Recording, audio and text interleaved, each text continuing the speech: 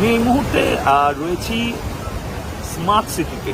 Smart city বলতে যেখানে silicon valley রয়েছে, স্মার্ট সিটি বলতে নিউ টাউন। নমস্কার, আমি ময়ূক রঞ্জন ঘোষ এবং আপনারা দেখতে পাচ্ছেন যে আমি যেই জায়গায় দাঁড়িয়ে আছি সেই জায়গাটা আর অন্য কোনো জায়গা নয়, সেটা হচ্ছে স্মার্ট সিটির একদম হৃদয়। অর্থাৎ একদিকে নবদিগন্ত এবং অপরদিকে সল্টলেক এবং স্বাভাবিকভাবে চিংড়িঘাটা কানেক্টর। ঠিক তার মাঝখানে দাঁড়িয়ে আমি এই লাইভটা করছি এবং আমার পিছনে আপনারা দেখতে পাচ্ছেন যে জল থই থই করছে।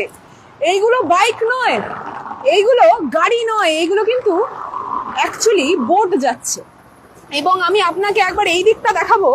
দেখতে পাচ্ছেন যে কিভাবে একটা মানুষ, এটা সাইকেল নয়, এটা কিন্তু নিউ জেনারেশনের একটা বোট। উনি নিউ জেনারেশনের বোট করে আসছেন এবং জায়গাটা রীতিমতো জলে ভেসে গেছে।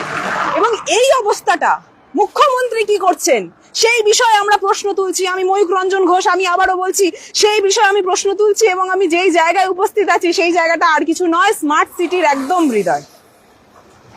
এরকমই একটা লাইভ, এরকমই একটা ভিডিও ইতিমধ্যে আমাদের কুসুম বাবু করেছিলেন এবং এরকম একটা কন্টেন্ট নিয়েই একদম গাড়ির জানলা থেকে মাথাটা টুই করে বার করে তার পরবর্তীতে উনি লাইভে এরকম ভাবেই বলছিলেন যে এইটা কোনোদিন স্মার্ট সিটি হতে পারে। মুখ্যমন্ত্রী কি করছেন, মেয়র কি করছেন, এবং এইটার বিরুদ্ধে যদি কণ্ঠ কেউ তুলে থাকে সেইটা হব আমরা। আজকে আমি যে জায়গায় রয়েছি, আপনাদের সকলকে একটা জিনিস সর্বপ্রথম বলে দিই যে উনি যখন পোস্টটা করেছেন সেটা থেকে আই গেস পেরিয়ে 16 থেকে 18 ঘন্টা হয়েছে, 24 ঘন্টাও এখনো হয়নি।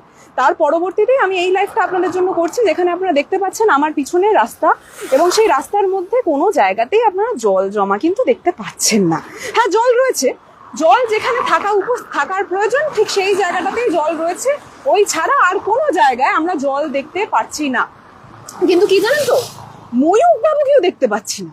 আমি তো এখানে ময়ূক বাবুকে ঘষতে এলাম যে এতটা যে জল জমেছে এখানে, উনি যদি ফেসে থাকেন আমি কোনোভাবে এখানে উপস্থিত হয়ে ময়ূক বাবুকে বাঁচিয়ে নিয়ে যাওয়ার যে কাজটা, সেই কাজটা একটু করে। কিন্তু আমি এখানে এলাম, তার পরবর্তীতে না জল না ময়ূক বাবু, কাউকেই দেখতে পাচ্ছি না, বুঝলেন তো। এবার আমি ঠিক বুঝতে পারছি না এবার তাহলে আমার কি করা উচিত। তাই জন্য এই লাইভটা আপনাদের সকলের জন্য করলাম।